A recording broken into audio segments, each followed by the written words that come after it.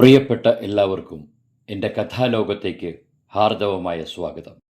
ഇത്തവണ എൻ്റെ മനസ്സിനെ എക്കാലത്തും മഥിക്കുകയും അസ്വസ്ഥതപ്പെടുത്തുകയും ചെയ്തും ഇന്നും ഉണങ്ങാത്ത മുറിവ് പോലെ രക്തം കിനിഞ്ഞു നിൽക്കുന്ന ഒരു കഥയുമായാണ് എൻ്റെ വരവ്. പുരാണ ഇതിഹാസ കാവ്യമായ മഹാഭാരതത്തിൽ വീരന്മാരിലും വീരനായ, ധീരന്മാരിലും ധീരനായ ഒരു പേരാണ് കർണൻ. യാദവകുലത്തിലെ ശൂരസേന മഹാരാജാവിൻ്റെ മകളും ഭോജരാജാവിൻ്റെ ദത്തുപുത്രിയുമായ കുന്തിദേവിയുടെയും സാക്ഷാൽ സൂര്യഭഗവാന്റെയും പുത്രനായി ജനിച്ചിട്ടും വിധിവിളയാട്ടത്തിൽ തേരാളിയായ അധിരഥൻ്റെയും രാധയുടെയും മകനായി സൂതകുലത്തിൽ വളരാൻ വിധിക്കപ്പെട്ടുപോയ ജന്മമാണ് കർണൻ്റേത്. ഇന്നും നിലനിൽക്കുന്ന സാമൂഹിക അസമത്വത്തിൻ്റെ ഇരയായിരുന്നു കർണൻ. ക്ഷത്രിയനും ശൂദ്രനും തമ്മിലുള്ള വിവേചനത്തിൻ്റെ അതിർവരമ്പുകളിൽ കുരുങ്ങി അവഹേളനങ്ങളും അപമാനവും ഏറ്റുവാങ്ങിയവൻ്റെ പേരാണ് കർണൻ. 101 കൗരവരെയും പഞ്ചപാണ്ഡവരെയും വെല്ലാൻ പോന്ന സർവ്വതും തികഞ്ഞ പോരാളി. സ്വന്തം ജന്മമടക്കം സകലതും പക്ഷേ കർണന് എതിരായിരുന്നു. കർണൻ ഒരു പ്രതീകമാണ്. കാലാകാലങ്ങളായി കർണാവതാരങ്ങൾ ഉദയം ചെയ്യാറുണ്ട്. വർത്തമാനകാലത്തും നമുക്ക് ചുറ്റും കർണന്മാരുണ്ട്. ഈ പുതിയ കാലത്തും കർണൻ വീണ്ടും വീണ്ടും വായിക്കപ്പെടുന്നതും നിരന്തരം ചർച്ച ചെയ്യപ്പെടുന്നതും എന്തുകൊണ്ടാണ്? ഇന്ന് നിലപാടുകൾ എന്നത് ഒരു ദുർഭൂതത്തെപ്പോലെ പരിഹാസ്യമായി നമ്മെ നോക്കി ചിരിക്കുമ്പോൾ സ്വന്തം മരണത്തെപ്പോലും ഉറച്ച നിലപാടുകളുടെ പേരിൽ മുറുകെ പിടിച്ച കർണന്റെ പ്രസക്തി ഇനിയും നഷ്ടപ്പെട്ടിട്ടില്ല എന്നതാണ് അതിനുത്തരം. ധീരന്മാരും വീരന്മാരുമായ അവരൊക്കെ ഈ സമൂഹത്തിലെ ദുഷിച്ച ജാതി വ്യവസ്ഥകളുടെ ഇരകളാണ്. കണ്ണു തുറന്ന് സമൂഹത്തെ നോക്കിക്കാണുമ്പോൾ അത്തരം നിരവധിയായ കർണന്മാരെ നമുക്ക് കാണാൻ കഴിയും. ഉയർന്ന ജാതി ചിന്തകളുടെ കുത്തൊഴുക്കിൽ രഥചക്രം പൂണ്ടുപോകുന്ന നിസ്സഹായരായ അത്തരം കർണാവതാരങ്ങൾക്ക് മുമ്പിൽ സമർപ്പിക്കുകയാണ് ഞാൻ ഈ കഥയിൽ. ജയിച്ച വീരന്മാരെക്കാൾ അന്നും ഇന്നും എനിക്ക് താല്പര്യം പോരാടി പരാജയപ്പെട്ട ധീരയോദ്ധാക്കളോട് തന്നെയാണ്. കാരണം അവരിൽ പലരുടെയും തോൽവി യഥാർത്ഥമല്ല, അതൊക്കെ ചതിയുടെയും നിയോഗങ്ങളുടേതുമാണ്. ഇവിടെ ഈ കഥയിലും അർജുനനല്ല വിജയി, സാക്ഷാൽ ശ്രീകൃഷ്ണനാണ്. അതുകൊണ്ട് തന്നെ ചിരവൈരിയായ പാർത്ഥന്റെ മുന്നിൽ കർണൻ ഒരിക്കലും പരാജയപ്പെടുന്നില്ല. ശാപങ്ങൾ ഒരുപാട് ഏറ്റുവാങ്ങിയ, ഒരേ സമയം സൂര്യപുത്രനും സൂതപുത്രനുമായ കൗന്ദേയനും രാധേയനുമായ കർണന്റെ ആ കഥ ഞാൻ പറയട്ടെ, കേൾക്കുമല്ലോ. ഗംഗാതടത്തിൽ കഴുത്തറ്റം വെള്ളത്തിൽ മുങ്ങി ഈ നിൽപ്പു തുടങ്ങിയിട്ട് നാഴികകൾ പിന്നിട്ടിരിക്കുന്നു. എന്നും പതിവുള്ളതാണെങ്കിലും ഇന്നതിന് ഏറെ പ്രാധാന്യമുണ്ട്. അതുകൊണ്ടാണ് ശരീരമിളകാതെ ഏകാഗ്രത നഷ്ടപ്പെടാതെയുള്ള ഒരേ നിൽപ്പ്. ഈ ദിനം ഹസ്തിനപുരിയിലെ തൻ്റെ 6 വർഷങ്ങൾ നീണ്ട ജീവിതത്തിലെ നിർണായകമായ ദിവസമാണ്. എന്തിനു വേണ്ടി ഈ കൊട്ടാര നഗരിയിൽ താൻ എത്തിച്ചേർന്നോ അതിൻ്റെ പൂർണ്ണതയിലെത്തുന്ന ദിവസം. അതിനി ഏതാനും സമയം കൂടി മാത്രമേ ബാക്കിയുള്ളൂ. പക്ഷേ അവൻ ഒരിക്കൽ കൂടി തൻ്റെ മിഴികൾ ആകാശത്തേക്കുയർത്തി. ഇല്ല, കാണുന്നില്ല. കാർമേഘങ്ങൾ ആകാശം മൂടിയിരിക്കുകയാണ്. നഗരത്തിനു വെളിയിൽ രാജ്യം ഇന്നേ വരെ കാണാത്ത തരം പ്രൗഢിയിൽ നിർമ്മിക്കപ്പെട്ട കളരികളിൽ ഇന്നരങ്ങേറുന്ന പ്രദർശനങ്ങൾ മറ്റാരേക്കാളും തനിക്ക് നിർണായകമാണ്. പാണ്ഡവ യുവരാജാക്കന്മാരും കൗരവകുമാരന്മാരും അടങ്ങുന്ന വലിയൊരു നിര തന്നെയുണ്ട് ഇന്ന് കളരികളിൽ മികവിൻ്റെ മാറ്റുരയ്ക്കാൻ.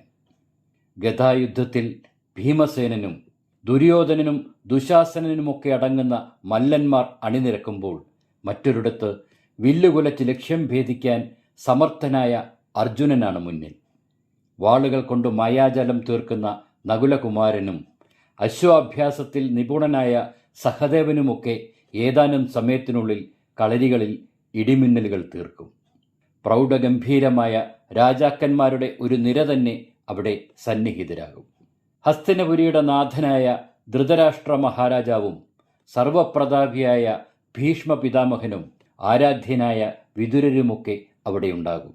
പാണ്ഡവ കൗരവ കുമാരന്മാരുടെ പ്രകടനങ്ങൾക്കിടയിൽ പക്ഷേ തൻ്റെ സ്ഥാനം എവിടെയാണ്? ക്ഷത്രിയരും ക്ഷാത്രവീര്യമുള്ളവരുമായവരുടെ നിരയിൽ ജന്മം കൊണ്ട് ശൂദ്രനായ ഈ സൂതപുത്രൻ്റെ സാന്നിധ്യം ആരറിയാനാണ്? ഗുരുപ്രമുഖരായ ദ്രോണാചാര്യരുടെയും കൃപാചാര്യരുടെയും ശ്രദ്ധ ഈ 6 വർഷങ്ങളിലെ പരിശീലന നേരങ്ങളിൽ എപ്പോഴെങ്കിലും തൻ്റെ മേൽ പതിച്ചിട്ടുണ്ടോ? ഇല്ല. അവഗണന മാത്രമായിരുന്നല്ലോ തനിക്കെന്നും നേരിട്ടിരുന്നത്. തൻ്റെ ജന്മനാടായ ചമ്പാപുരിയിൽ നിന്ന് അച്ഛനായ അധിരഥൻ്റെ കയ്യും പിടിച്ച് കാതങ്ങൾ ദൂരെയുള്ള ഹസ്തിനപുരത്തെത്തുമ്പോൾ പ്രതീക്ഷകളുടെ കൂടാരമായിരുന്നില്ലേ താൻ? തൻ്റെ പ്രിയപ്പെട്ട തേരാളിയുടെ മകനെന്ന നിലയിൽ ധൃതരാഷ്ട്ര മഹാരാജാവ് തന്നെ ചേർത്ത് നിർത്തി ജന്മനാ ലഭിച്ച വിശേഷപ്പെട്ട തൻ്റെ കുണ്ഡലങ്ങളെ സ്നേഹപൂർവ്വം തഴുകിയപ്പോൾ, അച്ഛൻ്റെ ആഗ്രഹപ്രകാരം കൊട്ടാരത്തിലെ ആയുധക്കളരിയിൽ തനിക്കും പരിശീലനം നേടാനുള്ള അനുവാദം കിട്ടിയപ്പോഴും വാനോളം ഉയർന്ന തൻ്റെ സ്വപ്നങ്ങൾ ഒരു നിമിഷം കൊണ്ടില്ലാതായത് എപ്പോഴായിരുന്നു? തൻ്റെ കുലം, സൂതകുലത്തിലെ തൻ്റെ ജന്മം, അതൊന്നു മാത്രമായിരുന്നില്ലേ തൻ്റെ സ്വപ്നങ്ങൾക്കുമേൽ കരിനിഴൽ വീഴ്ത്തിയത്? ഈ ജന്മം തൻ്റെ ആഗ്രഹപ്രകാരമായിരുന്നോ? അല്ലെങ്കിൽ സകല ജന്മങ്ങളും അവരവരുടെ ഇച്ഛപ്രകാരമാണോ നടക്കുന്നത്? എങ്ങനെയാണ് ക്ഷത്രിയനും ശൂദ്രനുമൊക്കെ ജനിക്കുന്നത്? കുലം നിശ്ചയിക്കുന്നത് ആരാണ്? ദൈവമോ? ജഗത് സൃഷ്ടാക്കളോ? എങ്കിൽ എല്ലാ മനുഷ്യരെയും തുല്യമായി സൃഷ്ടിക്കാൻ എന്തേ കഴിയാതെ പോയി? ബ്രാഹ്മണനെയും ശൂദ്രനെയും എന്തിന് ഒരേ സമയം സൃഷ്ടിച്ച് സമൂഹത്തിൽ വേർതിരിവുകളുണ്ടാക്കി? ഭരിക്കാനും ഭരിക്കപ്പെടാനും എന്തിന് ജനവിഭാഗങ്ങളെ 2 തട്ടുകളിലാക്കി? മർദ്ദിക്കാനുള്ള അവകാശവും ചവിട്ടി മെതിക്കപ്പെടാനുള്ള വിധിയും ഒരേപോലെ എന്തിന് നടപ്പിലാക്കി? വേറുകൃത്യങ്ങൾ നിറഞ്ഞൊരു ലോകം, സമത്വമില്ലാത്തൊരു ജനത, ഉത്തമ സൃഷ്ടികൾക്കിടയിൽ ദൈവങ്ങൾക്ക് പറ്റിയ ഏറ്റവും വലിയ കൈപ്പിഴയല്ലേ മനുഷ്യൻ? ചിന്തകൾ കൊണ്ട് ശരീരം ചൂടുപിടിക്കുന്നതും തൻ്റെ ഗാത്രം ഒരു ലോഹം പോലെ ചുട്ടുപഴുക്കുന്നതും അവൻ അറിഞ്ഞു. തനിക്കു ചുറ്റും ഗംഗാജലം തിളച്ചു മറിയുന്നതുപോലെ. അടുത്ത നിമിഷം ഒരിക്കൽ കൂടി പ്രതീക്ഷകളോടെ അവൻ മേലേക്ക് നോക്കി. ഇല്ല, നശിച്ച കാർമേഘങ്ങൾ അതവിടെ തന്നെയുണ്ട്. താൻ പ്രതീക്ഷിക്കുന്ന മുഖം മറച്ചുകൊണ്ട് നിൽക്കുകയാണ് കരിമേഘങ്ങൾ. അപ്പോഴേക്കും ഹസ്തിനപുരത്തിലെ പുരുഷാരം കളരികളുടെ നടുവിലേക്ക് ഒഴുകിയെത്തി തുടങ്ങിയിരുന്നു. താനിനി എത്ര നേരം കൂടി ഇതേ നിൽപ്പ് തുടരണം? പക്ഷേ തനിക്ക് നിന്നല്ലേ കഴിയൂ? ആ സുവർണ ശോഭയുള്ള മുഖം ഒരിക്കൽ കാണാതെ തനിക്ക് മടങ്ങാനാവില്ലല്ലോ. ഇന്നെന്നല്ല, ഓർമ്മ വച്ച നാൾ മുതൽ തൻ്റെ ദിനം തുടങ്ങുന്നത് അങ്ങനെയല്ലേ? ബ്രാഹ്മമുഹൂർത്തത്തിൽ സൂര്യഭഗവാനെ ആദ്യം ദർശിക്കുകയും ആ കിരണങ്ങൾ തൻ്റെ ശരീരത്തേറ്റുവാങ്ങി കൈക്കൊമ്പിളിലെ ജലം ഭഗവാൻ അർപ്പിച്ചുമല്ലേ ഇക്കാലം വരെ താൻ കടന്നു വന്നത്? ആയോധനശാലകളിൽ ദ്രോണരും കൃപരും അർജുനനടങ്ങുന്ന പാണ്ഡവകുമാരന്മാരെ സകല വിദ്യകളും പഠിപ്പിച്ചു പൂർണ്ണരാക്കുമ്പോൾ, അവരുടെ പ്രിയപ്പെട്ട ഗുരുനാഥന്മാരാകാൻ മത്സരിക്കുമ്പോൾ ഒരു കീടത്തിൻ്റെ വില പോലും തനിക്ക് നൽകിയില്ലല്ലോ. പോരാത്തതിന് സൂതപുത്രന് അസ്ത്രവിദ്യ അഭ്യസിക്കാൻ യോഗ്യനല്ലെന്ന് പ്രഖ്യാപിച്ച് കളരിയുടെ മൂലയിൽ മാറ്റിയിരുത്തിയില്ലേ? എന്താണ് ഒരു ഗുരു? ശിഷ്യൻ്റെ മനസ്സറിയുന്നവനാണ് യഥാർത്ഥ ഗുരുവെന്നല്ലേ? എങ്കിൽ ദ്രോണരും കൃപരുമൊക്കെ തനിക്ക് ഗുരുക്കന്മാരാകുന്നതെങ്ങനെ? അവഗണനയുടെ നീർച്ചൊഴിയിൽപ്പെട്ട് ദിവസങ്ങളും മാസങ്ങളും കടന്നുപോയപ്പോഴാണല്ലോ താനൊടുവിൽ ആ തീരുമാനത്തിലെത്തിയത്. തൻ്റെ യഥാർത്ഥ ഗുരുവിനെ കണ്ടെത്താൻ തനിക്കൊരു വിഷമവും ഉണ്ടായില്ല. കണ്ണു തുറന്ന കാലം മുതൽ 1000 തേരിലേറി കിഴക്ക് പ്രത്യക്ഷപ്പെടുന്ന തേജോമുഖനായ സൂര്യഭഗവാൻ, അതിലപ്പുറം തൻ്റെ മനസ്സിന് സ്വസ്ഥത തരുന്ന ഏത് മുഖമാണ് തനിക്ക് മുന്നിലുള്ളത്?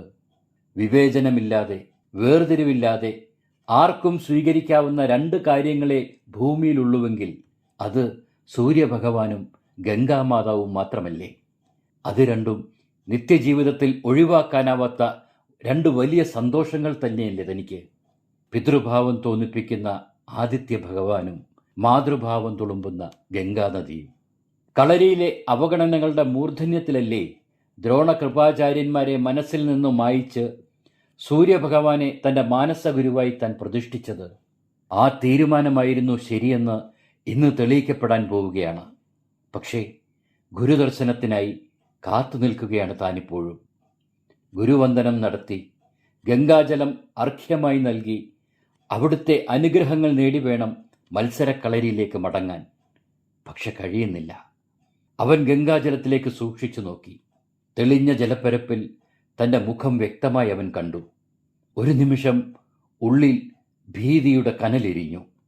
എന്നും ഇന്ദ്രനീല ശോഭയിൽ തിളങ്ങുന്ന തൻ്റെ കുണ്ഡലങ്ങൾക്ക് ഇന്ന് തീരെ തിളക്കമില്ലല്ലോ. അവനെ ഞെട്ടിച്ചുകൊണ്ട് പകരം കുണ്ഡലത്തിനു ചുറ്റും കറുത്ത വളയങ്ങൾ കാണുന്നു. അതൊരു അപശകുനമല്ലേ? അവന് തോന്നി. തൻ്റെ കുണ്ഡലങ്ങൾ ഒരിക്കലും ഇങ്ങനെ ആയിരുന്നില്ലല്ലോ. ഇന്നെന്തു പറ്റി? തനിക്കിന്ന് തോൽവി പിണയുമെന്നാണോ അതിനർത്ഥം? ഗുരു ദർശനം നൽകുന്നില്ല. അവൻ്റെ ഹൃദയം വല്ലാതെ പിടച്ചു. ജനസമുദ്രം കളരികളിൽ ഇരിപ്പിടമുറപ്പിച്ചു കഴിഞ്ഞു. സമയം കൊഴിഞ്ഞു പോവുകയാണ്. പെരുമ്പറകൾ ഉയർന്നു തുടങ്ങിയിരിക്കുന്നുണ്ടോ? അവൻ കാതോർത്തു. ജനങ്ങളുടെ ആരവം ഒരു മുഴക്കം പോലെ കാതുകളിൽ വന്ന് അലച്ചുകൊണ്ടിരുന്നു. ഇന്ന് അർജുനനെ വെല്ലും വിധം താൻ അമ്പെയ്യുമ്പോൾ പലർക്കും നടുക്കമുണ്ടായേക്കാം. സൂതന് നിഷിദ്ധമായ അസ്ത്രാഭ്യാസം വലിയ പ്രത്യാഘാതങ്ങൾ സൃഷ്ടിച്ചേക്കാം. ആചാര്യന്മാർ കുപിതരായേക്കാം. പക്ഷേ അതിൻ്റെ അനന്തരഫലങ്ങളെക്കുറിച്ച് താൻ വ്യാകുലപ്പെടുന്നില്ല. തൻ്റെ ഏറ്റവും വലിയ സ്വപ്നമായിരുന്നു വില്ലാളി വീരനാവുക എന്നത്. കുലമഹിമ അതിന് തടസ്സം നിൽക്കാൻ ശ്രമിച്ചാൽ താൻ അത് അംഗീകരിച്ചു കൊടുക്കില്ല. താൻ ആരുടെയും താഴെയല്ല.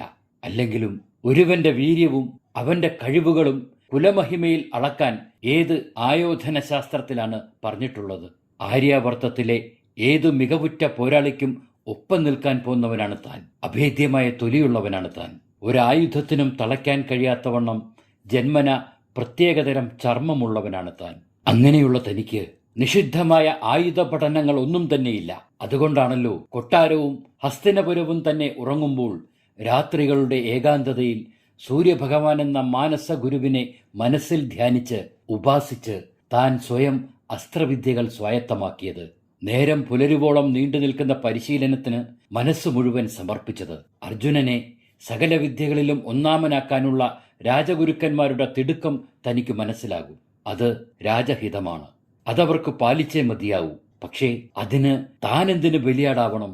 അർജുനൻ ഒന്നാമനാകാൻ താനെന്തിന് കുരുതി കഴിക്കപ്പെടണം? അതാണ് മനസ്സിലാകാത്തത്. തന്റെ പരിശീലനങ്ങളോ അതുമൂലമുണ്ടാകുന്ന മികവോ ഒരിക്കലും അധികാരത്തെ പ്രതിയല്ലല്ലോ. ഒരുപക്ഷെ താൻ പാർത്ഥനെ വെല്ലുന്ന കേമനായാൽ അങ്ങനെ സംഭവിക്കുമെന്ന് എല്ലാവരും ഭയപ്പെടുന്നുണ്ടാവുമോ? ചിന്തകൾ അഴിച്ചുവിട്ട അശ്വത്തെപ്പോലെ കുതിക്കുകയാണ്. ഇപ്പോൾ പെരുമ്പറ മുഴങ്ങിയിരിക്കുന്നു. ശംഖുവിളികൾ ഉയരുന്നു. അതിനുമേൽ ജനങ്ങളുടെ ആരവമുയരുന്നു. അതെ, കളരിയിൽ അഭ്യാസ പ്രകടനങ്ങൾ ആരംഭിച്ചിരിക്കുന്നു. നൂറുകണക്കിന് കുമാരന്മാർ തങ്ങളുടെ മിന്നും പ്രകടനം പുറത്തെടുത്തു തുടങ്ങിയിരിക്കുന്നു. പക്ഷെ താനോ? തന്റെ മനസ്സ് തളർന്നു തുടങ്ങിയിരിക്കുന്നു. ഇതുവരെയുള്ള കർണന് എന്തോ സംഭവിച്ചിരിക്കുന്നു. ഒരുപക്ഷെ ഇന്നത്തെ ദിവസം താൻ പങ്കെടുക്കേണ്ടതില്ലെന്നാണോ തന്റെ ഗുരുവിന്റെ ഇംഗിതം? അല്ലെങ്കിൽ ഇനിയും തനിക്ക് ദർശനം തരാതെ മറഞ്ഞിരിക്കുന്നതിന്റെ പൊരുളെന്താണ്? അസ്വസ്ഥമായ മനസ്സുമായി കർണൻ ഒരേ നിൽപ്പ് തുടർന്നു. അതാ മല്ലയുദ്ധത്തിൽ ഭീമൻ ദുശാസനനെ തറപറ്റിച്ചിരിക്കുന്നു. ജനങ്ങൾ അതിനായി ഹർഷാരവം മുഴക്കുന്നു. ഭീമന്റെ വിജയം അവർ ആഘോഷമാക്കുകയാണെന്ന് തോന്നി. ദൈന്യമായ നോട്ടം വീണ്ടും ആകാശത്തിലേക്ക്. സൂര്യദേവ, ഒരിക്കൽ മാത്രം എനിക്ക് ദർശനം തരൂ. ഇക്കാലം അത്രയും ഞാൻ ആഗ്രഹിച്ച ഈ ഒരു ദിവസം. ഗുരുവേ, അവിടുന്ന് എന്നെ കൈവെടിയരുതേ. ദീനമായ ഒരു വിലാപം കർണന്റെ ഉള്ളിൽ തേങ്ങലായി നിന്നു. ജനം ഇരമ്പി ആർക്കുകയാണ്. നകുലനും സഹദേവനുമൊക്കെ തങ്ങളുടെ പ്രകടനങ്ങളിലൂടെ സദസ്സിനെ കീഴടക്കുകയാണ്. അതാ വീണ്ടും ഭീമസേനന്റെ പേരുയർന്നു കേൾക്കുന്നു.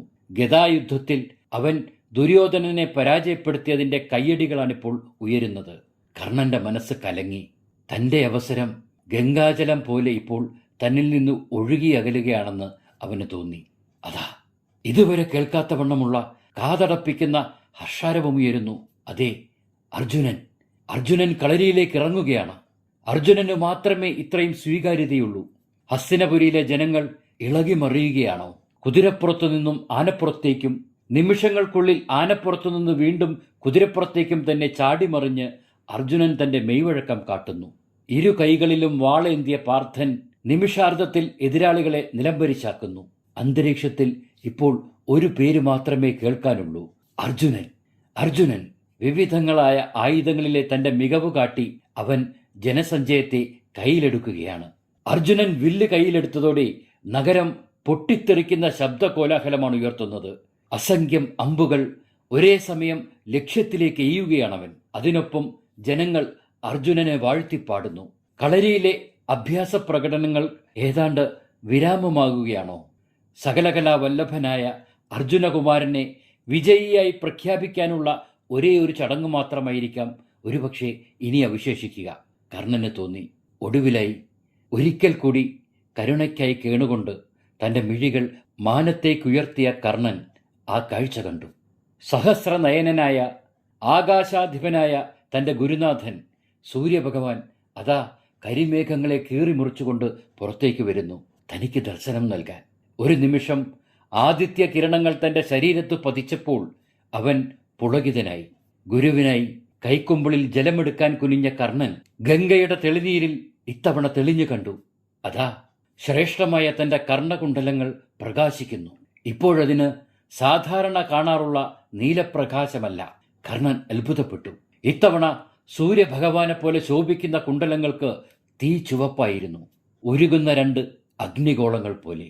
കയ്യിൽ ഗംഗാജലം എടുത്ത് സൂര്യഭഗവാന് നേരെ കൈക്കൊമ്പുളിയുയർത്തി അർഘ്യമർപ്പിച്ച് മാനസ ഗുരുവിനോട് സകല അനുഗ്രഹങ്ങളും യാചിച്ചിട്ട് ഗംഗാതടത്തിൽ നിന്നും കയറിയ കർണൻ കൊടുങ്കാറ്റിന്റെ വേഗതയിൽ കളരിയെ ലക്ഷ്യമാക്കി ഭ്രാന്തമായി ഓടി.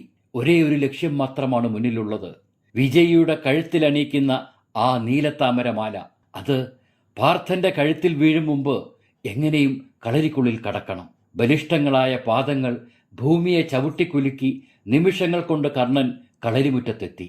അവസാന ഇനമായിരുന്ന പുറം തിരിഞ്ഞു നിന്ന് ശബ്ദം കേട്ട് ലക്ഷ്യം ഭേദിക്കുന്ന അസ്ത്രപ്രയോഗം വിജയകരമായി പൂർത്തിയാക്കിയ അർജുനനെ വിജയിയുടെ നീലത്താമര അണിയിക്കാൻ ഗുരു ദ്രോണർ മണ്ഡപത്തിലേക്ക് കയറിയ അതേ നിമിഷം തന്നെയാണ് കർണൻ കളരിമുറ്റത്തെത്തിയത്. നിർത്തൂ! ഒരിടിമുഴക്കം പോലെ കർണൻ അലറി. കളരിയും പരിസരവും ക്ഷണനേരത്തിൽ സ്തംഭിച്ചുപോയി. എന്താണ് സംഭവിക്കുന്നതെന്ന് ഏവരും തിരിച്ചറിയും മുമ്പ് മണ്ഡപത്തിലേക്ക് കുതിച്ചു ചാടിയ കർണൻ അർജുനനും ഗുരുദ്രോണർക്കും മുന്നിലെത്തി നിന്നു. ആയിരക്കണക്കിന് കണ്ണുകൾ മണ്ഡപത്തെ പൊതിഞ്ഞു.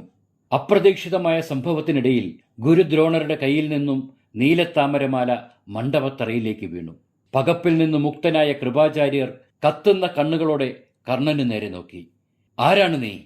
നെഞ്ചുവിരിച്ച് ശിരസ്സുയർത്തി നിന്നുകൊണ്ട് അവൻ പ്രതിവചിച്ചു. കർണൻ. പിന്നീടവൻ തിരിഞ്ഞ് ജനങ്ങളെ നോക്കി കൈ ഉയർത്തി വീശിയിട്ട് തുടർന്നു. ഹസ്തിനപുരവാസികളെ, നിങ്ങൾ കേൾക്കുക. ഈ കളരിയിൽ അല്പം മുമ്പ് അർജുനകുമാരൻ കാട്ടിയതായ അത്ഭുതകരങ്ങളായ പ്രകടനങ്ങൾ നിങ്ങൾ കണ്ടിരിക്കുമല്ലോ. എന്നാൽ അതേ വിദ്യകൾ അതിലും കേമമായി പ്രകടിപ്പിക്കാൻ എനിക്ക് കഴിയും. അതിനുള്ള ഒരവസരം നിങ്ങൾ എനിക്ക് നൽകുകയാണെങ്കിൽ. അതോടെ കർണൻ കളരിമുറ്റത്തേക്ക് കടന്നു വന്നപ്പോൾ നിശബ്ദരായി തീർന്നിരുന്ന ജനങ്ങൾ ഉച്ചത്തിൽ എഴുന്നേറ്റ് നിന്നുകൊണ്ട് ഒരേ സ്വരത്തിൽ പറഞ്ഞു, അയാൾക്കും അവസരം നൽകൂ, അയാളും മത്സരിക്കട്ടെ. അർജുനകുമാരന് ഒരു എതിരാളി ഉണ്ടെങ്കിൽ അയാളുടെ പ്രകടനം കൂടി കാണേണ്ടിയിരിക്കുന്നു. അതിനുശേഷമാകാം വിധിപ്രഖ്യാപനം. ജനം അലറി വിളിച്ചുകൊണ്ട് പറഞ്ഞു. മണ്ഡപത്തിൽ മരവിച്ചു നിൽക്കുകയായിരുന്നു അർജുനൻ. അതോടെ ധൃതരാഷ്ട്ര മഹാരാജാവ് സിംഹാസനത്തിൽ നിന്ന് എഴുന്നേറ്റ് ഉറക്കെ പറഞ്ഞു, ഈ കളരി പുരുഷാർത്ഥത്തിന്റെ ഉരകല്ലാണ്. ഹസ്തിനപുരിയിലെ ഏതൊരു യോദ്ധാവിനും ഇവിടെ സ്വന്തം കഴിവുകൾ പ്രകടിപ്പിക്കാൻ അവസരമുണ്ട്. അതുകൊണ്ട് അഭിവന്ദ്യനായ ദ്രോണാചാര്യരെ, ആ യുവാവിന് അതിനുള്ള അവസരം നൽകുക. അതോടെ കാതടപ്പിക്കുന്ന കയ്യടികൾ ഉയർന്നു. ദ്രോണരും കൃപരും അർജുനനും മണ്ഡപത്തിന്റെ താഴേക്കിറങ്ങി. ഇപ്പോൾ കർണൻ ഏകനായി മണ്ഡപത്തിന് നടുവിൽ നിന്നു.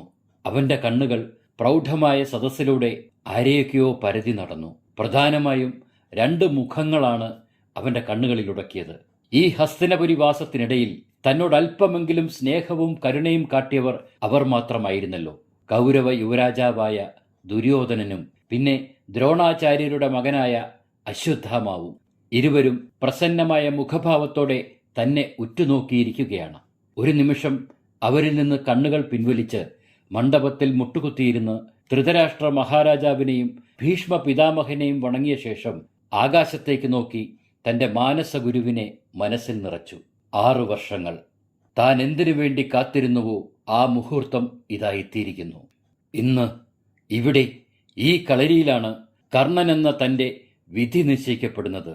ഒന്നുകിൽ വിജയിയായി ഈ നീലത്താമരമാല കഴുത്തിലണിഞ്ഞ് ഒരു യോദ്ധാവിനെ പോലെ താൻ മടങ്ങും. മറിച്ചാണ് സംഭവിക്കുന്നതെങ്കിൽ തന്റെ ശവശരീരത്തിന് മുകളിലൂടെ ഹസ്തിനപുരിയിലെ ജനങ്ങൾ നടന്നു മടങ്ങും. ഒന്നു മാത്രമേയുള്ളൂ, ഒന്നുകിൽ വിജയം, അല്ലെങ്കിൽ മരണം. മണ്ഡപത്തിൽ നിന്ന് ഒറ്റ കുതിപ്പിന് താഴെയെത്തിയ കർണൻ ആദ്യം അശ്വാഭ്യാസത്തിനാണ് മുതിർന്നത്. 7 വെളുത്ത കുതിരകൾ. നടുവിലെ കുതിരമേലിരുന്ന് അതിവിദഗ്ധമായി കർണൻ കുതിരകളെ നിയന്ത്രിച്ചു. തന്റെ കടിഞ്ഞാണിനു മുമ്പിൽ നൃത്തം ചവിട്ടുന്ന 7 കളിപ്പാട്ടങ്ങൾ പോലെ സൂതപുത്രനായ കർണൻ അശ്വാരൂഢനായപ്പോൾ അർജുനകുമാരന്റെയും പ്രകടനത്തിനേക്കാൾ മികച്ചതായെന്ന് സർവരും അംഗീകരിച്ചുകൊണ്ട് ഹർഷാരവം മുഴക്കി. പിന്നെ ഗദായുദ്ധവും കുന്തപ്രയോഗവും വാൾപ്പയറ്റുമെല്ലാം സദസ്സിന്റെ മനം കവർന്നതോടെ അർജുനനേക്കാൾ കേമൻ കർണൻ എന്ന് ജനം ഒരേ സ്വരത്തിൽ ഉദ്ഘോഷിച്ചുകൊണ്ടിരുന്നു. ഒടുവിൽ അവസാന ഇനമായ അസ്ത്രാഭ്യാസത്തിനായി മണ്ഡപത്തിലേക്ക് കയറുമ്പോൾ ഇടം കണ്ണിട്ട് കർണൻ നോക്കിയത് ദ്രോണരെയും കൃപരെയുമായിരുന്നു. കണ്ണിലെരിയുന്ന കോപം പാടുപെട്ടടക്കി നിന്ന ഇരുവർക്കും സമീപം പ്രജ്ഞ നഷ്ടപ്പെട്ടവനെ പോലെ അർജുനൻ നിൽക്കുന്നത് കണ്ട് കർണൻ ഗൂഢസ്മിതം തൂകി. ഇതുവരെയുള്ള കർണന്റെ അസാമാന്യ പ്രകടനങ്ങൾ ഇരുവരെയും ഞെട്ടിച്ചു കളഞ്ഞിരുന്നു. തങ്ങളുടെ പരിശീലന കളരിയുടെ മൂലയിൽ എന്നും മൂകനായിരിക്കാറുള്ള ആ സൂതപുത്രൻ തന്നെയാണോ അക്ഷോഭ്യനായി തങ്ങളുടെ മുന്നിൽ നിൽക്കുന്നതെന്ന് വിശ്വസിക്കാൻ ഇരുവർക്കും കഴിഞ്ഞില്ല.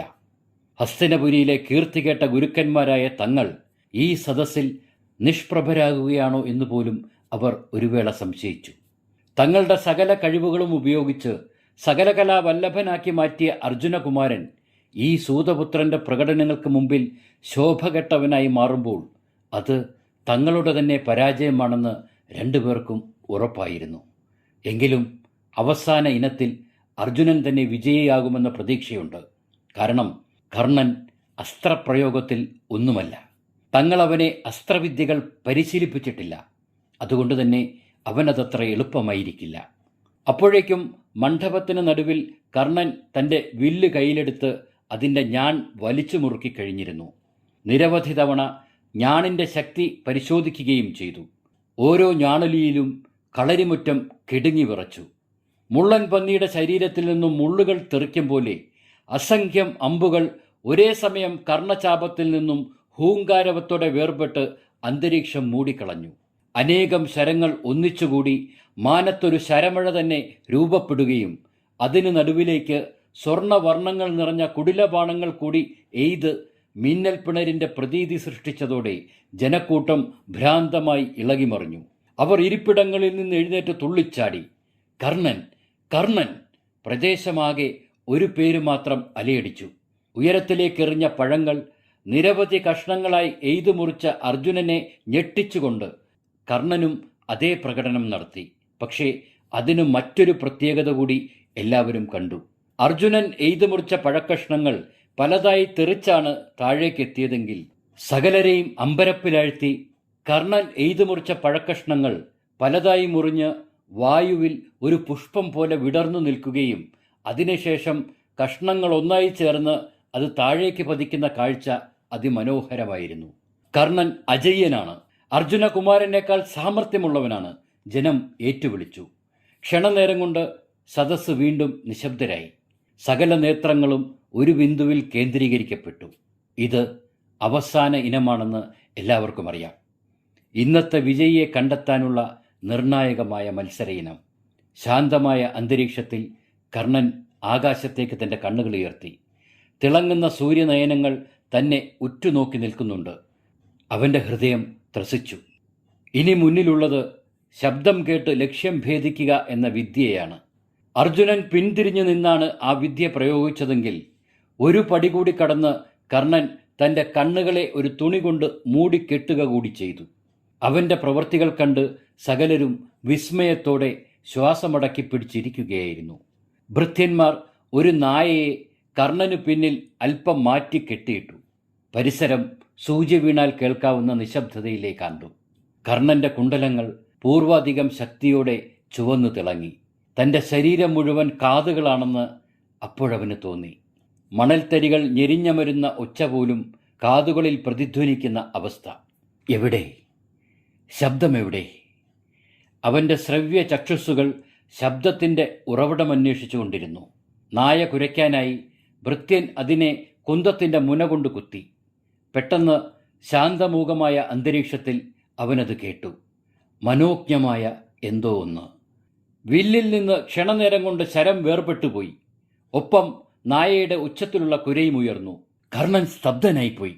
എല്ലാം ഒരു നിമിഷം കൊണ്ട് സംഭവിച്ചു. എവിടെയോ എവിടെയോ എന്തോ പിഴച്ചുപോയതുപോലെ. കർണൻ ശക്തിയായൊന്ന് നടുങ്ങി. ശരീരം തളർന്നു പോകും പോലെ. തനിക്ക് പിഴച്ചിരിക്കുന്നോ? ഇല്ല, അങ്ങനെ സംഭവിക്കില്ല. കണ്ണു മൂടിയ കെട്ടഴിച്ച് തിരിഞ്ഞവൻ നായയെ നോക്കി. അത് കുരച്ചുകൊണ്ടിരിക്കുകയാണ്. തന്റെ ലക്ഷ്യം നായയുടെ വായിൽ കൊണ്ടിട്ടില്ല. ഇതെങ്ങനെ സംഭവിച്ചു? മണ്ഡപത്തിന് നടുവിൽ കർണൻ തളർന്നിരുന്നുപോയി. അപ്പോഴേക്കും തനിക്ക് ചുറ്റും അർജുനന്റെ പേര് ഉച്ചത്തിൽ മുഴങ്ങിത്തുടങ്ങിയതും അവനറിഞ്ഞു. ഭൂമി പിളർന്ന് താഴേക്ക് പോകും പോലെ തോന്നി. യുവരാജാവായ കർണൻ വിജയിക്കട്ടെ, ഗുരുശ്രേഷ്ഠനായ ദ്രോണാചാര്യർ വിജയിക്കട്ടെ. അതുവരെ കേട്ട കർണൻ എന്ന പേര് പോലും എവിടെയോ പോയി മറിഞ്ഞിരിക്കുന്നു. തലയുയർത്താൻ കഴിയുന്നില്ല. താൻ കേട്ട ശബ്ദം അത് നായയുടേതു തന്നെയായിരുന്നോ? തന്നെ ആരാണ് കബളിപ്പിച്ചത്? ദിവ്യമായ കുണ്ഡലങ്ങൾ വളർന്നു നിൽക്കുന്ന തൻ്റെ സ്വന്തം കാതുകളോ? താൻ കേട്ടത് ഓർമ്മിച്ചെടുക്കാൻ കഴിയുന്നില്ലല്ലോ. തളർച്ചയോടെ തല താഴ്ത്തിയിരുന്ന കർണന് മുന്നിൽ അതാ കിടക്കുന്നു ജേതാവിനെ അണിയിക്കാനുള്ള ആ നീലത്താമരമാല. തൻ്റെ പെട്ടെന്നുള്ള വരവിൽ ദ്രോണാചാര്യന്റെ കയ്യിൽ നിന്നും തറയിലേക്ക് വീണുപോയതാണ് ആ മാല. അവൻ അതിലേക്ക് സൂക്ഷിച്ചു നോക്കി. ഇപ്പോൾ ആ നീലത്താമരമാല ഒരു വലിയ നാഗമായി രൂപാന്തരം പ്രാപിച്ച് തൻ്റെ കഴുത്തിനെ ചുറ്റുന്ന വിഹ്വലമായ കാഴ്ച കണ്ട് കർണൻ ഞെട്ടിപ്പിടഞ്ഞ് എഴുന്നേൽക്കുമ്പോൾ അർജുനനും ദ്രോണരും കൃപരുമൊക്കെ മണ്ഡപത്തിലേക്ക് എത്തിക്കഴിഞ്ഞിരുന്നു. ക്ഷീണം ബാധിച്ച കണ്ണുകളോടെ കർണൻ അവരെ നോക്കി. അതെ, 3 മുഖങ്ങളിലും തെളിഞ്ഞു നിൽക്കുന്ന പുച്ഛഭാവം. ശരിയാണ്, താൻ തോറ്റുപോയിരിക്കുന്നു. ഈ നിമിഷം മുതൽ കർണൻ എന്ന താൻ ആരുമല്ല. വെറും സൂതപുത്രൻ. മറ്റുള്ളവരുടെ മുമ്പിലെ കോമാളി രൂപം. ഹസ്തിനപുരിയിലെ ഒരു പുൽക്കൊടിയുടെ വില പോലും ഇല്ലാത്തവൻ. ഇതിലും ഭേദം മരണമായിരുന്നു. ഒരു വീരന് അപമാനത്തിലും വലുത് മരണം തന്നെയാണ്. തളർന്ന കാലുകൾ ഉറപ്പിച്ചു നിർത്താൻ പാടുപെട്ട് അവൻ മണ്ഡപത്തിൻ്റെ പടികളിറങ്ങി. ദ്രോണാചാര്യർ അർജുനനെ നീലത്താമരമാല അണിയിക്കാൻ തയ്യാറെടുത്ത് മുന്നോട്ടു നീങ്ങി. താഴെ ഇറങ്ങിയ കർണൻ ഒരിക്കൽ കൂടി സൂര്യഭഗവാനെ നോക്കി. ദിവാകരൻ പൂർണ്ണ ശോഭയുടെ പാരമ്യതയിലെത്തി നിൽക്കുകയായിരുന്നു. ചുവന്ന കിരണങ്ങൾ കൊണ്ട് അത് കർണനെയാകെ പൊതിഞ്ഞു നിന്നു. അപ്പോഴാണ് രാജസദസ്സിൽ നിന്നും ഒരലർച്ച പോലെ ആ സ്വരമുയർന്നത്. നിർത്തൂ! ഒരു നിമിഷം എല്ലാവരും ആ ഭാഗത്തേക്ക് നോക്കി. ഒപ്പം കർണനും. കയ്യിൽ രാജചിഹ്നമായ യോഗദണ്ഡ് ഉയർത്തിപ്പിടിച്ചുകൊണ്ട് നിൽക്കുന്ന ഭീഷ്മ പിതാമഹനെയാണ് എല്ലാവരും കണ്ടത്. എല്ലാ മിഴികളിലും അമ്പരപ്പും ആകാംക്ഷയും നിറഞ്ഞു. എന്തുപറ്റി? എന്തുപറ്റി? സദസ്സിൽ നിന്ന് അടക്കം പറച്ചിലുകൾ ഉയരുന്നു. പകച്ചുപോയ ദ്രോണരും കൃപരും അർജുനനുമൊക്കെ പിതാമഹന്റെ നേരെ തിരിഞ്ഞു. നിശബ്ദമായി തീർന്നിരുന്ന സദസ്സിനു മീതെ ഭീഷ്മരുടെ സ്വരമുയർന്നു. ഗുരുദ്രോണരെ, ഹസ്തിനപുരി നിവാസികളെ, കൗരവജ്യേഷ്ഠനായ ഗംഗാപുത്രനായ ഈ ഭീഷ്മർ പ്രഖ്യാപിക്കുന്നു, ഇന്നത്തെ മത്സരവിജയി അർജുനകുമാരനല്ല. സദസ്സൊന്നാകെ ആ വാക്കുകൾ കേട്ട് സ്തബ്ധരായി. പറയൂ പിതാമഹ, പിന്നെ ആരാണ് വിജയി? അങ്ങ് തന്നെ പറഞ്ഞാലും. ജനക്കൂട്ടം ഒന്നടങ്കം ഒരേ സ്വരത്തിൽ ആവശ്യപ്പെട്ടു. ഭീഷ്മർ തുടർന്നു. വിജയി അത് കർണനാണ്. ഭീഷ്മ പിതാമഹന്റെ വാക്കുകൾ കർണന്റെ കാതുകളിൽ ഒരു ശരം പോലെ വന്നു തറച്ചു. അവൻ തിരിഞ്ഞ് അവിശ്വാസത്തോടെ ഭീഷ്മരെ നോക്കി. അതെങ്ങനെ ശരിയാകും? ദ്രോണർ ഭീഷ്മരോട് ചോദിച്ചു. അത് കേട്ട് ഭീഷ്മർ ചെറുതായൊന്ന് ചിരിച്ചു. ഗുരുദ്രോണരെ, അർജുനനോടുള്ള അടങ്ങാത്ത വാത്സല്യം താങ്കളെ അന്ധനാക്കിയിരിക്കുകയാണ്. അന്ധൻ മാത്രമല്ല, ഇപ്പോഴിവിടെ ബധിരനുമാക്കിയിരിക്കുന്നു. അതുകൊണ്ട് താങ്കൾ യഥാർത്ഥത്തിൽ ഇവിടെ സംഭവിച്ചത് കണ്ടതുമില്ല കേട്ടതുമില്ല എന്ന് ഞാൻ പറയും. ഭീഷ്മർ പറഞ്ഞു നിർത്തിയപ്പോൾ വർദ്ധിച്ച കൗതുകത്തോടെ ജനങ്ങൾ ആവശ്യപ്പെട്ടു. എങ്കിൽ പറയൂ പിതാമഹ, എന്താണിവിടെ സംഭവിച്ചത്? തൻ്റെ വെളുത്ത പഞ്ഞിക്കെട്ട് പോലെ തോന്നിക്കുന്ന താടി തടവിക്കൊണ്ട് ഭീഷ്മർ ആ സത്യം വെളിപ്പെടുത്തി. നായ കുരയ്ക്കും മുമ്പ് മധുരതരമായ മറ്റൊരു ശബ്ദം കേട്ടിരുന്നു. കർണനാകട്ടെ ഉന്നം പിഴയ്ക്കാതെ ലക്ഷ്യത്തിലേക്ക് അമ്പെയ്യുകയും ചെയ്തു. അത് ലക്ഷ്യം ഭേദിച്ചിട്ടുണ്ട് ദ്രോണരെ, ഭീഷ്മർ പറഞ്ഞു നിർത്തി. ആർക്കുമൊന്നും മനസ്സിലായില്ല. ഒരു നിമിഷം കർണന്റെ മനസ്സിലേക്ക് ആ രംഗം ഓടിയെത്തി. ഗംഗാതടത്തിൽ വെച്ച് ഭീഷ്മ പിതാമഹനെ ആദ്യമായി കണ്ട നിമിഷം. അന്ന് അദ്ദേഹം പറഞ്ഞ വാക്കുകൾ ഒരു നിമിഷം അവൻ്റെ കാതുകളിൽ മുഴങ്ങി. ബ്രാഹ്മമുഹൂർത്തത്തിനും മുമ്പ്, എനിക്കും മുമ്പ് ഗംഗാമാതാവിൻ്റെ മുന്നിലെത്തുന്ന ആദ്യത്തെയാൾ നീയാണ് മകനെ. നിനക്ക് നല്ലതേ വരൂ. അവനോർത്തു. പിന്നെ മനസ്സിൽ മന്ത്രിച്ചു, ഈ ഹസ്തിനപുരിയിൽ അഹങ്കാരമില്ലാത്തവനും സത്യനിഷ്ഠനുമായി ഞാൻ കാണുന്ന ആദ്യത്തെ വ്യക്തിയും താങ്കളാണ് ഭീഷ്മ പിതാമഹ. അവൻ്റെ കണ്ണുകൾ സജലങ്ങളായി. അപ്പോഴേക്കും ഭീഷ്മരുടെ വാക്കുകൾ വീണ്ടും ഉയർന്നു. നായയുടെ കുരയ്ക്ക് മുമ്പേ അതാ അക്കാണുന്ന നീർമാതളത്തിൻ്റെ കൊമ്പിൽ കൂടുകൂട്ടിയിരിക്കുന്ന ഒരു കൂരിയാറ്റ കിളി കൂജനം പുഴിച്ചിരുന്നു. കൊക്കിൽ സൂചിബാണങ്ങളേറ്റ് ആ കിളി ഇപ്പോഴും മരക്കൊമ്പിൽ തന്നെ ഇരിപ്പുണ്ട്. എനിക്കിവിടെ നിന്നതിന് നന്നായി കാണാം. ഈ ലക്ഷ്യഭേദനം തീർച്ചയായും അർജുനൻ്റേതിനേക്കാൾ കൃത്യവും കേമവുമാണ് ദ്രോണരെ. അതുകൊണ്ട് ഞാൻ ഉറപ്പിച്ചു പറയുന്നു, ഇന്നത്തെ മത്സര വിജയി കർണൻ മാത്രമാണ്. ഉടൻ തന്നെ ഭൃത്യന്മാർ മരക്കൊമ്പിൽ കയറി ആ കിളിയെ പിടികൂടി ഭീഷ്മരുടെ കൈകളിലെത്തിച്ചു. സത്യമായിരുന്നു, അതിൻ്റെ കൊക്കിൽ തറഞ്ഞ സൂചിബാണം അതിനെ നിശബ്ദയാക്കിയിരുന്നു. ഭീഷ്മർ ശ്രദ്ധാപൂർവം സൂചിബാണം ഊരിമാറ്റിയതോടെ ആ കൂരിയാറ്റ കിളി മനോജ്ഞമായ നാദത്തിൽ വീണ്ടും ചിലച്ചു. അതോടെ കർണൻ താൻ ആദ്യം കേട്ട ശബ്ദമേതാണെന്ന് പെട്ടെന്ന് തിരിച്ചറിഞ്ഞു. അവൻ അത്ഭുതത്തോടും ആദരവോടും കൂടി ഭീഷ്മ പിതാമഹനെ നോക്കുമ്പോഴേക്കും അദ്ദേഹം ആ കിളിയെ ആകാശത്തിലേക്ക് പറത്തുവിട്ട് കഴിഞ്ഞിരുന്നു. അപ്പോഴേക്കും ജനം വീണ്ടും കർണന്റെ പേര് വിളിച്ച് ആഘോഷം തുടങ്ങിയിരുന്നു. അതോടെ മണ്ഡപത്തിലേക്ക് അജയ്യനായി നടന്നു കയറിയ കർണൻ തൻ്റെ ഉത്തരീയം കാറ്റിൽ പറത്തിവിട്ടിട്ട് അർജുനന്റെ സമീപമെത്തി. അടിമുടി പാർത്ഥനെ നോക്കിയ കർണൻ വീണ്ടും ജനങ്ങൾക്ക് നേരെ തിരിഞ്ഞു. ഹസ്തിനപുരവാസികളെ, ഇന്നത്തെ ഈ വിജയത്തിലും ഞാൻ തൃപ്തനല്ല. ഏകപക്ഷീയമായ ഒരു വിജയമാണ് എൻ്റെ ലക്ഷ്യം. അതിനായി പാണ്ഡവകുമാരനായ അർജുനനെ കർണൻ ദ്വന്ദ്വയുദ്ധത്തിനായി ഇതാ വെല്ലുവിളിക്കുന്നു. സ്വന്തം നെഞ്ചിൽ തൻ്റെ കനത്ത കൈപ്പടം ചുരുട്ടിയിടിച്ചുകൊണ്ട് കർണൻ വിളിച്ചു പറഞ്ഞു. അതോടെ സദസ്സാകെ വീണ്ടും ഇളകിമറിഞ്ഞു. അതാണ് ശരി, അതാണ് ശരി, ജനം ഏറ്റുവിളിച്ചു. അപ്പോഴേക്കും കൃപാചാര്യർ മണ്ഡപത്തിലെത്തി കൈ ഉയർത്തി എല്ലാവരോടും ശാന്തനാകാൻ ആജ്ഞാപിച്ചു. ജനം ശാന്തരായപ്പോൾ ധൃതരാഷ്ട്ര മഹാരാജാവിന് അഭിമുഖമായി കൃപാചാര്യർ നിന്നു. മഹാരാജൻ, ഈ നിൽക്കുന്ന കർണന് ആയുധ പരിശീലനം നൽകുന്ന കൃപാചാര്യരാണ് ഞാൻ. കർണൻ എൻ്റെ ശിഷ്യനാണ്. എന്നാൽ അവൻ്റെ കുലമേതാണെന്ന് ഇനിയും എനിക്കറിയില്ല. കർണൻ ഇതുവരെ അത് വെളിപ്പെടുത്തിയിട്ടുമില്ല. എന്നാൽ ഞാൻ പറയുന്നു, ഈ നിൽക്കുന്ന അർജുനകുമാരൻ സൂര്യവംശജനാണ്. ക്ഷത്രിയകുലത്തിൽ പിറന്നവനാണ്. രാജരക്തം സിരകളിൽ ഓടുന്നവനാണ്. യുദ്ധനീതിയും ധർമ്മവും അനുസരിച്ച് സമാന കുലജാതർ മാത്രമാണ് ദ്വന്ദ്വയുദ്ധത്തിൽ ഏർപ്പെടുകയുള്ളൂവെന്നറിയുക. എങ്കിൽ ഇപ്പോൾ ഈ സദസ്സിന് മുന്നിൽ പരസ്യമായി കർണൻ തൻ്റെ കുലം വെളിപ്പെടുത്തട്ടെ. എന്നിട്ടാകാം മത്സരം. കാരണം ദ്വന്ദ്വയുദ്ധത്തിൻ്റെ അന്ത്യത്തിൽ ഒന്നുകിൽ ജയം അല്ലെങ്കിൽ മരണം. അതുകൊണ്ട് നീ ആദ്യം നിന്റെ കുലം വെളിപ്പെടുത്തുക. 1000 കൂരമ്പുകൾ ഒന്നിച്ച് ഹൃദയത്തിലേക്ക് തറച്ച വേദനയോടെ കർണൻ സദസ്സിനെ നോക്കി. സൂര്യവംശജരുടെ നീണ്ട നിര തന്നെ കൺമുമ്പിലിരിക്കുമ്പോൾ താൻ എന്തു പറയും? സൂതകുലത്തിൽ പിറന്നവനാണെന്നോ? തേരാളിയായ അധിരഥൻ്റെ മകനാണെന്നോ? ഒരു അഗ്നികുണ്ഡത്തിന് നടുവിൽ നിൽക്കുന്നത് പോലെ തോന്നി കർണന്. ഇതൊന്നും അറിയാത്ത ആളല്ല ഗുരു കൃപാചാര്യർ. കളരിയിലെത്തിയ ആദ്യ ദിവസം തന്നെ അച്ഛനെ കണ്ടതാണ്.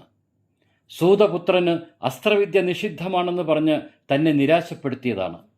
എന്നിട്ടും ഇപ്പോൾ ഒന്നും അറിയാത്തയാളെ പോലെ നടിക്കുന്നു. കർണൻ്റെ ചുണ്ടുകൾ വിറച്ചു. അപമാനഭാരം കൊണ്ട് തല താണു. നേരെ നിൽക്കാൻ പോലും കഴിയുന്നില്ല. ഏത് നിമിഷവും ശരീരം തളർന്ന് മണ്ഡപത്തറയിലേക്ക് വീഴുമെന്ന ഘട്ടമെത്തിയപ്പോഴാണ് ഉറച്ച ചുവടുകളുമായി ആരോ അതാ നടന്നെടുക്കുന്ന പോലെ ഒരു കാഴ്ച കണ്ണിലുടക്കിയത്. ഗർവ് നിറഞ്ഞ ആ നടത്തം തനിക്ക് സുപരിചിതമാണല്ലോ എന്ന് കർണൻ ഓർത്തു. അത് കൗരവകുമാരനായ ദുര്യോധനനല്ലേ? കർണൻ മെല്ലെ ശിരസ്സുയർത്തി നോക്കി. അല്പം മുമ്പ് ഗദായുദ്ധം നടത്തിയ, അസ്ത്രവിദ്യ കൊണ്ട് മഹാമാരി പെയ്യിച്ച ദൃഢമായ കർണൻ്റെ കൈകൾ ഇപ്പോൾ വാടിയ താമരത്തണ്ട് പോലെയായിരുന്നു. അതിന്മേൽ പതിയെ പിടിച്ച് തന്നെ എഴുന്നേൽപ്പിക്കാൻ ശ്രമിക്കുകയാണ് യുവരാജാവ് ദുര്യോധനൻ. ഒരു നിമിഷം തന്നോട് ചേർത്ത് നിർത്തിയിട്ട് അയാൾ കൃപാചാര്യർക്ക് നേരെ തിരിഞ്ഞു. അങ്ങ് വീര്യത്തെ ക്രൂരമായ തരത്തിൽ അവഹേളിക്കുകയാണ്. ക്ഷത്രിയൻ പോലും. ആരാണ് ക്ഷത്രിയൻ? ധർമ്മശാസ്ത്രം അനുസരിച്ച് ആരെയാണ് ക്ഷത്രിയനെന്ന് വിളിക്കുന്നത്? കൈകൾക്ക് കരുത്തുള്ളവനല്ലേ ക്ഷത്രിയൻ? സ്വന്തമായി രാജ്യമുള്ളവരും ക്ഷത്രിയരല്ലേ? ഇപ്പോഴിവിടെ തൻ്റെ കരുത്ത് തെളിയിച്ചവനാണ് കർണൻ. എന്നിട്ടും നിങ്ങൾക്ക് തൃപ്തിയായില്ലെങ്കിൽ ഞാൻ യുവരാജാവായ ദുര്യോധനൻ പറയുന്നു, കേട്ടുകൊള്ളുക. വീരനും തേജസ്വിയും ധീരനുമായ കർണനെ ഞാൻ ഈ അംഗരാജ്യത്തെ രാജാവായി ഇപ്പോൾ പ്രഖ്യാപിക്കുന്നു. ജനം സ്തബ്ധരായി നോക്കി നിൽക്കുമ്പോൾ ദുര്യോധനൻ കൈകൊട്ടി വിളിച്ചു, ആരവിടെ? രാജസിംഹാസനം മണ്ഡപത്തിലെത്തിക്കട്ടെ. പട്ടാഭിഷേകത്തിനുള്ള ഒരുക്കങ്ങൾ ഇപ്പോൾ തന്നെ നടക്കട്ടെ. കർണൻ അവിശ്വാസത്തോടെ ദുര്യോധനന്റെ കണ്ണുകളിലേക്ക് നോക്കി. സ്വതവേ കലങ്ങിച്ചു വന്ന ആ കണ്ണുകളിൽ മഹത്തായ സഹോദര സ്നേഹത്തിന്റെ വേലിയേറ്റം കണ്ട് കർണൻ സ്തംഭിച്ചു നിന്നു. കൃപാചാര്യർക്കും മറ്റും ഒന്നും ഉരിയാടാൻ കഴിഞ്ഞില്ല. നിമിഷങ്ങൾക്കുള്ളിൽ സ്വർണസിംഹാസനം ഹാജരാക്കപ്പെട്ടു. ബ്രാഹ്മണ തന്ത്രിമാർ നിരന്നു നിന്നു. അഭിഷേകത്തിനുള്ള സർവ്വസജ്ജീകരണങ്ങളും ഞൊടിയിടയിൽ തയ്യാറായി. ദുര്യോധനൻ കർണനെ സ്വീകരിച്ചാനയിച്ച് സിംഹാസനത്തിലിരുത്തി. ആര്യാവർത്തത്തിലെ സകല പുണ്യനദികളിലെയും ജലം കൊണ്ട് അഭിഷിക്തനായ കർണനെ നോക്കി ദുര്യോധനൻ അഭിമാനത്തോടെ നിന്നു. പിന്നെ സ്വർണ്ണ കിരീടം ധരിപ്പിച്ച് രാജചിഹ്നം പതിച്ച തിളങ്ങുന്ന ഉടവാൾ കർണന്റെ കൈകളിൽ പിടിപ്പിച്ച ശേഷം ഉച്ചത്തിൽ വിളിച്ചു, അംഗരാജാധിപനായ കർണൻ! ദുര്യോധനൻ നിർത്തിയിടത്തു നിന്നും ജനം ഏറ്റുവിളിച്ചു, നീണാൾ വാഴട്ടെ! നഗരവാസികൾ ചുറ്റും കൂടി പുഷ്പവൃഷ്ടി നടത്തി. ചടങ്ങുകൾ ഏതാണ്ട് അവസാനിച്ചതോടെ ദുര്യോധനൻ വീണ്ടും സംസാരിച്ചു തുടങ്ങി. ഇനി കർണനും അർജുനനും തമ്മിലുള്ള ദ്വന്ദ്വയുദ്ധത്തിന് തടസ്സങ്ങളില്ലാത്ത സ്ഥിതിക്ക് കളരി ഒരുങ്ങട്ടെ, ദ്വന്ദ്വയുദ്ധം നടക്കട്ടെ, അയാൾ പ്രഖ്യാപിച്ചു. അപ്പോഴേക്കും കൃപാചാര്യർ ചാടി എഴുന്നേറ്റു. കർണൻ വെറുമൊരു സൂതപുത്രനാണ്. വെറുമൊരു തേരാളിയായ അധിരഥന്റെ മകനുമായി യുവരാജാവായ അർജുനൻ ദ്വന്ദ്വയുദ്ധത്തിലേർപ്പെടുന്ന പ്രശ്നമേയില്ല. കൃപാചാര്യരുടെ വെളിപ്പെടുത്തൽ കൂടിയായതോടെ ഭീമനടക്കമുള്ളവർ ഉറക്കെ ബഹളം വയ്ക്കുകയും കർണനെ അധിക്ഷേപിക്കുകയും പരിഹസിക്കുകയും ചെയ്തു. സൂതപുത്രൻ, തേരാളിയുടെ പുത്രൻ, നിന്റെ സ്ഥാനം ഇവിടെയല്ല, അങ്ങ് കുതിരലായത്തിലാണ്. അവിടെ പോയി കുതിരച്ചാണകം വാരാൻ നോക്കൂ. എന്തിനിവിടെ നിൽക്കുന്നു? ഭീമന്റെ അവഹേളനങ്ങൾ തുടരവേ വേദിയിലെ സ്ത്രീകളുടെ ഭാഗത്തു നിന്ന് അതിഭയങ്കരമായ ബഹളം കേട്ടു തുടങ്ങി. എല്ലാവരും അങ്ങോട്ടേക്ക് നോക്കി. എന്താണവിടെ? എന്ത് സംഭവിച്ചു? ജനം തിക്കിത്തിരക്കി. രാജമാതാവായ കുന്തിദേവി ബോധമറ്റ് വീണിരിക്കുന്നു. ആ വാർത്ത കേട്ടതോടെ പാണ്ഡവർ എല്ലാവരും അങ്ങോട്ട് ഓടിച്ചെന്നു. ഇതിനിടയിലും കലി തീരാതെ ഉറഞ്ഞു തുള്ളുകയായിരുന്നു ദുര്യോധനൻ. കർണൻ അംഗരാജ്യത്തെ രാജാവാണ്. ഈ ദുര്യോധനന്റെ ആത്മമിത്രമാണ്. ഇത് കുരുവംശവീരന്മാരുടെ കളരിയാണ്. ഓർമ്മിച്ചോ, ഇവിടെ ഏതെങ്കിലും വീരനെ ആരെങ്കിലും അപമാനിച്ചാൽ അവന്റെ കഴുത്തിനുമേൽ ശിരസുണ്ടാവില്ല. ദുര്യോധനനാണ് പറയുന്നത്. ഇതോടെ ഇന്നത്തെ മത്സരങ്ങൾ അവസാനിച്ചിരിക്കുന്നു. എല്ലാവർക്കും പിരിഞ്ഞു പോകാം. ദ്രോണരെയും കൃപരെയും അവഗണിച്ചുകൊണ്ട് ദുര്യോധനൻ പ്രഖ്യാപിച്ചു. അതോടെ ജനങ്ങൾ പിരിഞ്ഞുപോയി. അപ്പോഴേക്കും കാലിയായ കളരിക്കുമേൽ ഇരുളിൻ്റെ കരിമ്പടം വീണു തുടങ്ങിയിരുന്നു.